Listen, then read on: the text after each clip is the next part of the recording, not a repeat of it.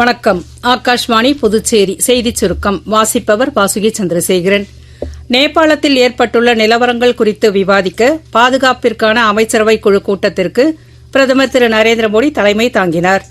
நேபாளத்தில் நடைபெறும் வன்முறை வேதனை அளிப்பதாக உள்ளது என்று பிரதமர் தமது சமூக ஊடக பதிவில் குறிப்பிட்டுள்ளார்.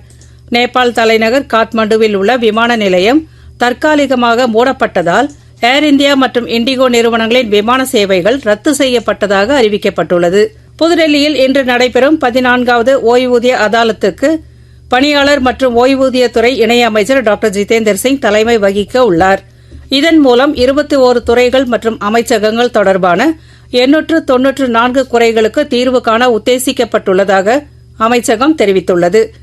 ஓய்வூதியதாரர்களின் குறைகளை விரைவாக தீர்ப்பதோடு அவர்களின் நிதி பாதுகாப்பை மேம்படுத்துவதையும் அமைச்சகம் உறுதி செய்யும் என்பது குறிப்பிடத்தக்கது.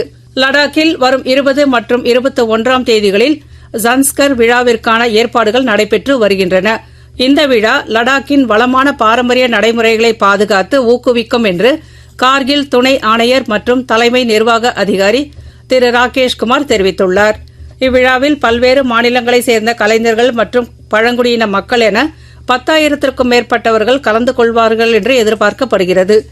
புதுச்சேரியில் பிடெக் லேட்டரல் என்ட்ரி படிப்புகளுக்கான 3வது சுற்று தற்காலிக இடஒதுக்கீடு பட்டியல் சென்டாக் இணையதளத்தில் வெளியிடப்பட்டுள்ளது என்று சென்டாக் ஒருங்கிணைப்பாளர் திரு அமன் சர்மா தெரிவித்துள்ளார்.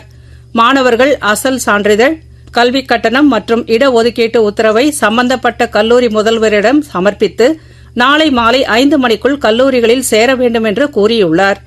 மேலும் விவரங்களுக்கு 041326555570 மற்றும் 26555571 என்ற தொலைபேசி எண்களில் சென்டாக் உதவி மையத்தை தொடர்பு கொள்ளலாம் என்றும் அவர் அறிவுறுத்தியுள்ளார்.